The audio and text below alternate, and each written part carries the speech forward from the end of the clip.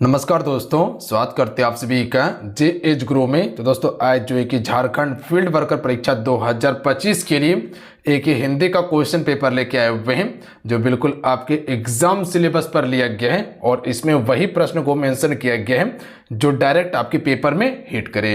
तो आपसे हर प्रश्न को याद जरूर कर लीजिएगा। देखिए एग्जाम का समय आ चुका है, आपका एग्जाम अगस्त में लिया जाएगा, तो इसीलिए तैयारी को बिल्कुल नहीं छोड़ना है आप सभी को।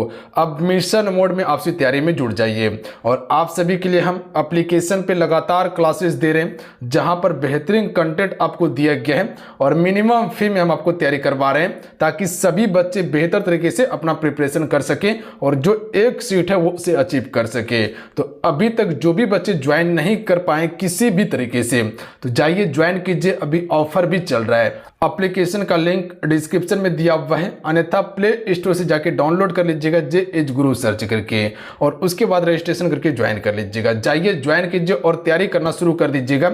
और बाकी बात जितना एमसीक्यू हम प्रोवाइड कर रहे हैं, बाकी बात इसको आप सिर्फ पर डे जरूर लगाइए। तो चलिए शुरू करते हैं। आइए फर्स्ट क्वेश्चन है कि अंतर के पट खोला मुहावरे का अर्थ क्या होता है।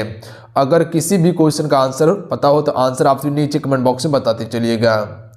राइट आंसर ऑप्शन में सी हो जाएगा विवेक से काम लेना। याद रखिएगा आप सभी, विवेक से काम लेना। अगला क्वेश्चन देख लीजिएगा, शांति दूत में कौन सा समास है। सबसे पहले ये समझिए कि समास का भेद कौन कौन सा है।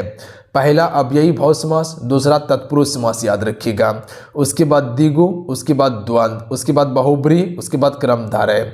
एक नए समास भी होता है जिसका उपयोग नहीं करते हम सभी। देखिए शांति दूत में समास जो हो जाएगा वो आपका तत्पुरुष समास होगा। और आपसे को हम बताए थे कि जो कारक का जो विभक्ति होता है जितने भी है वो सभी तत्पुरुष समास में यूज होता है समास विग्रह करने के बाद। देखिए समास विग्रह कीजिएगा तो इसका समास विग्रह क्या होगा, शांति का दूत या शांति के लिए जो दूत आया है। तो यहां पर जो का आप सभी जो देख रहे हैं ये सभी क्या है, कारक विभक्ति है, तो ये तत्पुरुष समास होगा। बात समझ गए आप सभी। अगला है दुपट्टा में कौन सा समास है। देखिए दुपट्टा में, तो यहां दुपट्टा की बात किया गया है, तो जहां पर गिनती करने के लिए संख्या मिल जाए, जैसे तेराहा हो गया, पंचमुखी हो गया या सप्ताह हो गया, ये सभी में द्विगु समास होता है। जबकि अगर अपोजिट वर्ड की बात किया जाए या विलोम शब्द की बात किया जाए तो वहाँ द्वंद्व समास होता है। कोयले की दलाली में मुंह काला का अर्थ है। Right answer option number D हो जाएगा, बुरे काम से बुराई मिलना। Option number D correct answer होगा, याद रहेगा। अगला क्वेश्चन देख लीजिएगा, संदेशीन मधुबन कूप भरे में कौन सा अलंकार है। देखिए अलंकार हम एप्लीकेशन पे आपको बिल्कुल डिटेल से कंप्लीट करवाए हैं, प्लस में अलंकार का 100 प्लस एमसीक्यू भी हम आपको दिए हुए हैं और आपको बताएं कि कैसे अलंकार को पहचानना है, ट्रिक क्या होता है, क्या कॉन्सेप्ट है पकड़ने का। तो एप्लीकेशन पे हम डिटेल से कंप्लीट करवाएं। जो नहीं ज्वाइन किए हैं ज्वाइन करके तैयारी कर लीजिए आप सभी, मिनिमम फी में हम आपको तैयारी करवा रहे हैं। तो राइट आंसर होगा अतिशयोक्ति अलंकार। ध्यान दीजिएगा इसमें बढ़ा चढ़ाकर बोला जाता है। वीर या अल्लाह किस जाति छंद का है। एप्लीकेशन का लिंक डिस्क्रिप्शन में दिया हुआ है, वहां से जाके डाउनलोड कर लीजिएगा आप सभी। तो ये आपका वर्णिक छंद का उदाहरण है, याद रखिएगा। अगला है विभत्स रस का अस्थाई भाव क्या है। तो इसका अस्थाई भाव होता है घृणा। याद रखिएगा आप सभी, क्या होता है, घृणा होता है। ये सभी को डायरेक्ट याद कर लीजिए, ज़्यादा कुछ इसमें दिमाग नहीं लगाना है। गोपाल में कौन सा समास होगा। देखिए गोपाल का अर्थ क्या होता है, कृष्ण होता है, ध्यान दीजिएगा आप सभी। तो इसमें आपका बहुब्रीहि समास होगा क्योंकि अपना अर्थ को छोड़कर किसी दूसरे अर्थ को अगर संबोधित करें तो वहाँ बहुब्रीहि समास होता है, याद रखिएगा आप सभी। गोपाल का अर्थ कृष्ण होता है। क्रोध किस रस का अस्थाई भाव है। तो ये आपका रौद्र रस का स्थायी भाव है। देखिए ये सभी क्वेश्चन ऑलरेडी पूछा गया है आपके पेपर में, तो अति महत्वपूर्ण प्रश्न है। हिंदी साहित्य का 9वां रस कौन सा है, बताइए। ये सभी क्वेश्चन और ये सभी संबंधित क्वेश्चन आपके पेपर में पूछा गया है, बिल्कुल पूछा गया है। तो क्या लगता है आगे नहीं पूछा जाएगा, पूछा जाएगा। शांत इसका बिल्कुल करेक्ट आंसर होगा, याद रखिएगा आप सभी। श्रृंगार रस का अस्थायी भाव क्या है, अगर पूछ लिया जाएगा वहाँ पे तो फिर आपका खटिया खड़ा है, तो ये रीति होता है, याद रखिएगा। ये सभी फैक्ट है, डायरेक्ट इसको याद कर लीजिए आप सभी। ये सभी क्या है, फैक्ट है, याद कीजिए। पेड़ से पत्ता गिरता है कौन सा कारक है। अगर कारक पढ़े होंगे तो निश्चित बता सकते हैं। पेड़ से पत्ता गिर रहा है तो से किसके लिए उपयोग होता है, याद रखिएगा आप सभी। अपदान कारक के लिए, यानी कि जुदाई की जहां पर बात हो। जैसे कह सकते हैं कि हिमालय से गंगा निकलती है, तो यहाँ पर क्या है, अपदान कारक है। अधिकरण कारक में क्या होता है, अधिकार के बैठना, जैसे कि पक्षी डाल पर बैठी है, तो यहाँ पर जो उपयोग होता है ये अधिकरण कारक के लिए होता है। बात समझे। मरणासन में कौन सा समास है? सबसे पहले इसका समास विग्रह कीजिए आप सभी। समास विग्रह इसका होगा जो मरण के आसन हो या मरण को आसन हो। तो यहाँ पर जो के आप सभी देख रहे हैं यह आपका कारक विभक्ति है, इसमें आपका तत्पुरुष समास होगा, याद रखिएगा आप सभी। अगला प्रश्न देखिएगा, क्वेश्चन है कि तन पर नहीं लत्ता पान खाए अलबत्ता का अर्थ क्या होता है?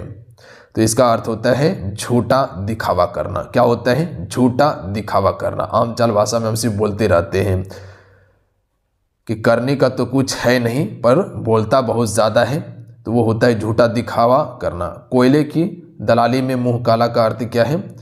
बुरे काम से बुराई ही मिलना। ऑप्शन नंबर इसका सी करेक्ट आंसर होगा। अगला है कि एक तो करेला आप तीता दूजा नीम चढ़ा का अर्थ क्या होता है? तो इसका करेक्ट आंसर ऑप्शन में सी होगा, बुरे का और बुरे से संग होना। ध्यान दीजिएगा।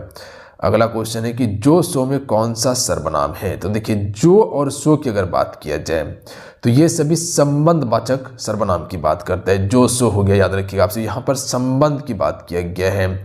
बाबा ने मुकेश को डंडा मारा, कौन सा कारक है? देखिए बाबा ने किसको डंडा मारा है? मुकेश को, तो कर्ता हो जाएगा। कर्ता ने कर्म को मारा है, तो कर्ता ने, जो ने आप सभी देख रहे हैं ये कारक विभक्ति है यहाँ पर, तो ये आपका क्या हो जाएगा? कर्ता कारक होगा। अगला है उड़ती चिड़िया के पंख गिनने का अर्थ क्या है? तो कह सकते हैं उड़ती चिड़िया के पंख गिनने का अर्थ होता है, राइट आंसर ऑप्शन में भी हो जाएगा, अनुभवी होना। याद रखेंगे आप सभी, या अनुभव होना।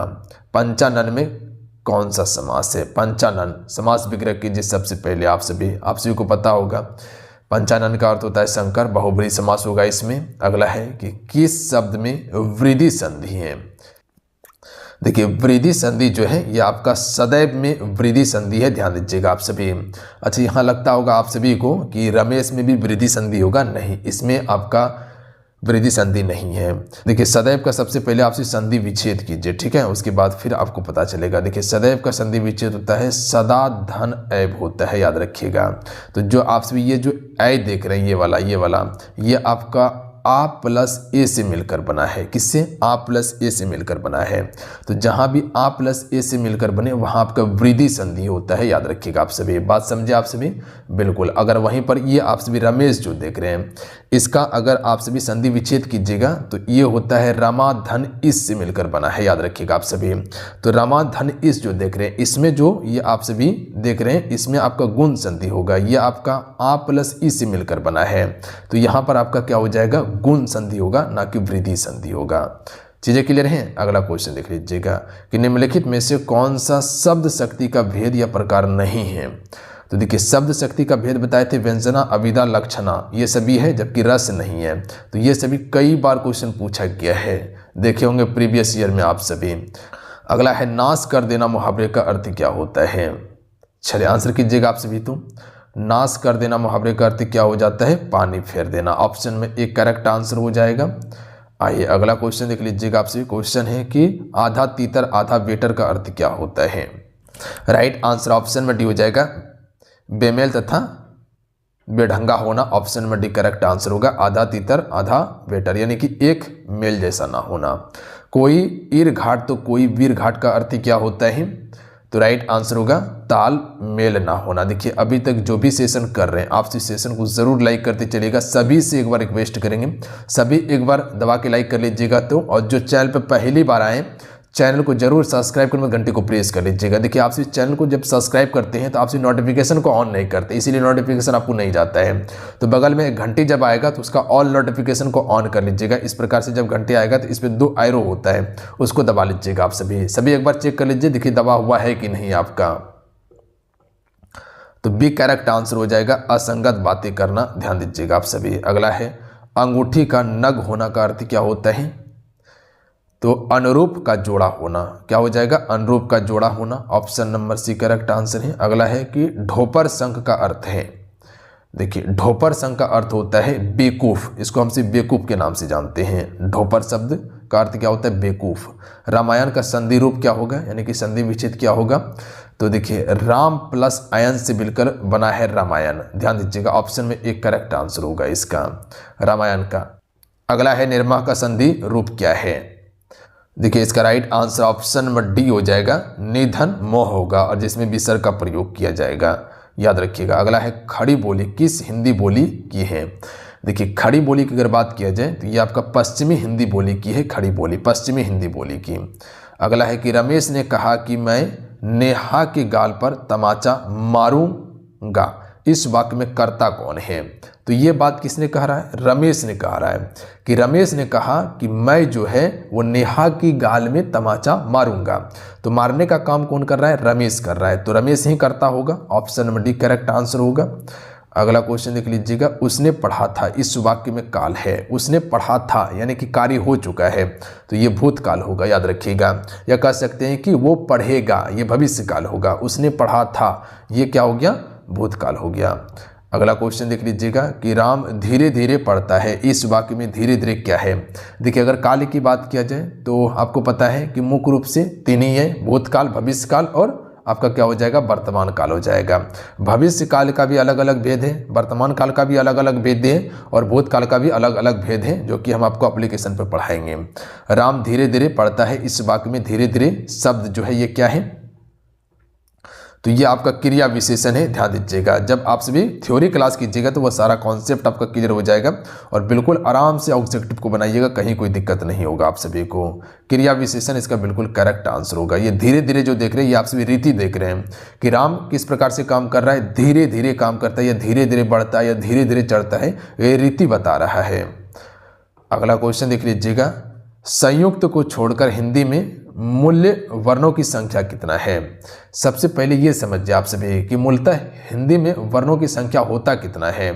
तो हिंदी में वर्णों की संख्या टोटल कितना है, 52 वर्ण है। पता है आप सभी को कितना है, 52 वर्ण है, जिसमें कह सकते हैं कि 11 स्वर होता है, 2 अयोगवाह वर्ण होता है। तो कुल स्वरों की संख्या गिनती किया जाता है 13। याद रखिएगा आप सभी, कितना गिनती किया जाता है, 13।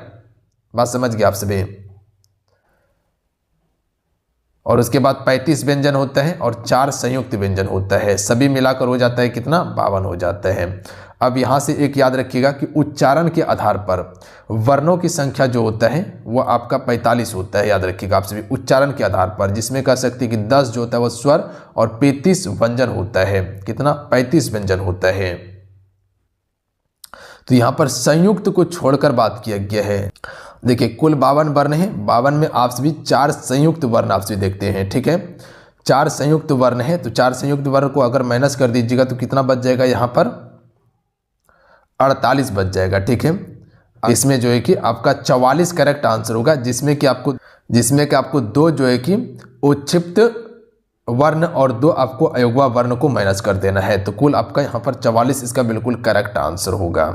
ध्यान दीजिएगा आप सभी, अगर डायरेक्ट क्वेश्चन पूछा जाए तो ऐसे आपका 48 होना चाहिए, 48 4 आपका 52 होता है, ठीक है। हिंदी भाषा में वे कौन सी ध्वनियाँ हैं जो स्वतंत्र रूप से बोली या लिखी जाती हैं। तो आप सभी को पता है कि स्वर ही एक ऐसा है जिसे हम स्वतंत्र रूप से लिखते हैं और उसको बोलते हैं। चीज़ें क्लियर हैं, तो स्वर इसका बिल्कुल करेक्ट आंसर होगा। व्यंजन तो सहायता से बोला जाता है। अगला है जैसे क जो देख रहे हैं, ये पूरा क जो मिला हुआ है, क आधा क प्लस अ से मिलकर पूरा क बना है। तो ध्यान देंगे आप सभी, निम्नलिखित में से कौन सा एक अग्र स्वर नहीं है। देखिए अग्र स्वर अ नहीं है, याद रखिएगा आप सभी, जो आगे वाला पोजीशन से नहीं बोला जाता वो अ नहीं बोला जाता, जबकि आपका ई ए ऐ ये सभी अग्र स्वर है, और अ जो है ये आपका क्या है, अ आ ये सभी आपका पश्च स्वर है। ध्यान दीजिएगा आप सभी।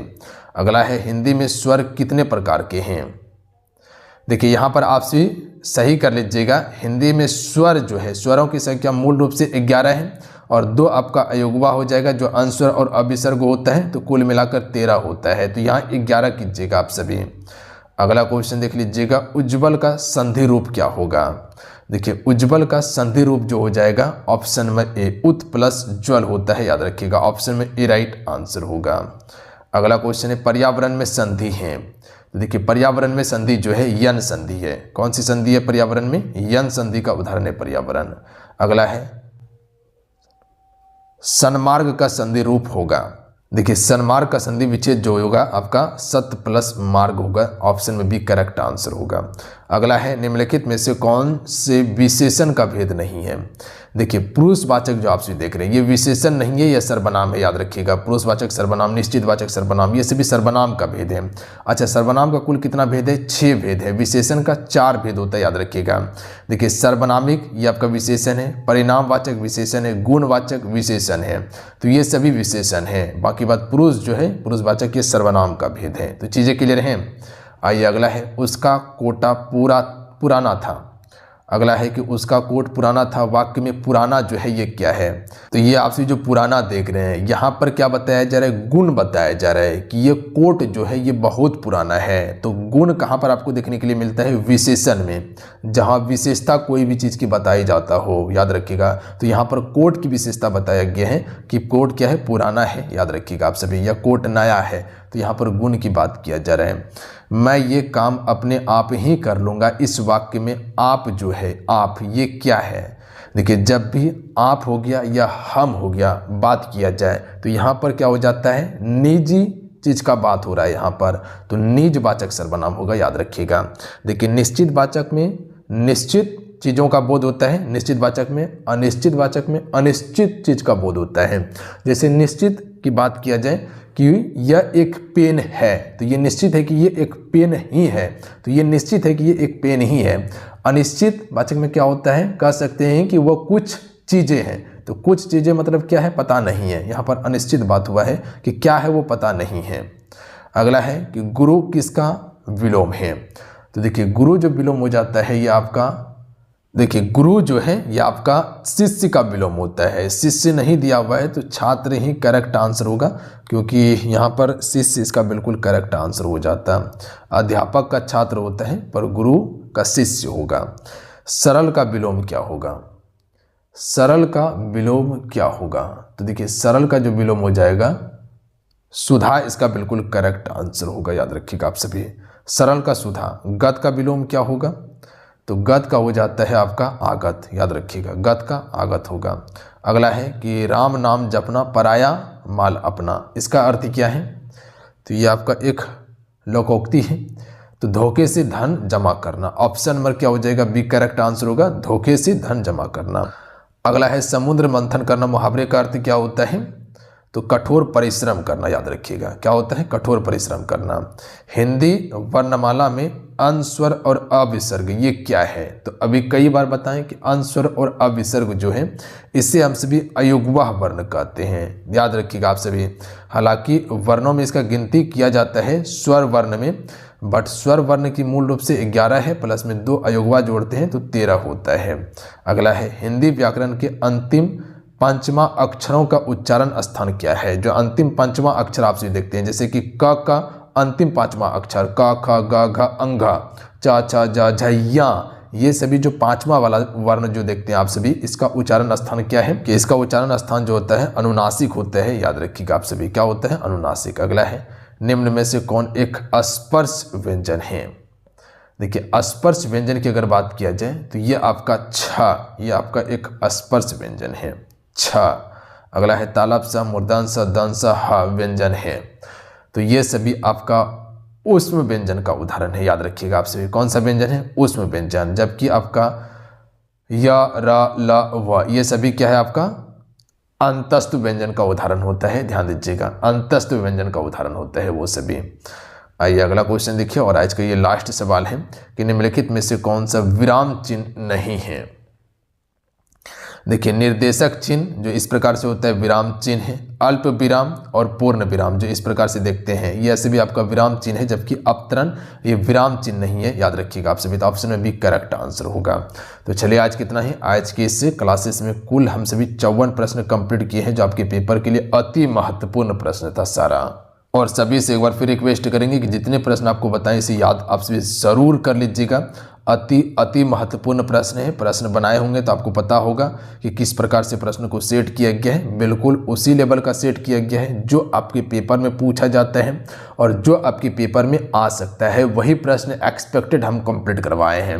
तो आप सभी इसे याद जरूर कर लीजिएगा। पीडीएफ टेलीग्राम पे दे देंगे, कल वाला भी पीडीएफ हम टेलीग्राम पे देंगे और ये वाला भी पीडीएफ टेलीग्राम पे दे देंगे, तो जाके रिवाइज कर लीजिएगा। और जो भी एप्लीकेशन से जुड़ के क्लासेस करना चाहते हैं जाके क्लास कर सकते हैं। बेहतरीन कंटेंट वहाँ दिया गया है, क्लास के साथ में प्रैक्टिस सेट भी दिया गया है, एमसीक्यू भी दिया गया है, नोट्स भी दिया गया है, जिससे कि आपका तैयारी कम समय में बेहतर हो जाएगा। ज्वाइन करने के लिए एप्लीकेशन का लिंक डिस्क्रिप्शन में प्लस में कमेंट बॉक्स में पिन कर दिया, अन्यथा प्ले स्टोर पर जाइए, वहाँ से आपसे युवा शक्ति जीके क्विज सर्च करके डाउनलोड कर लीजिएगा।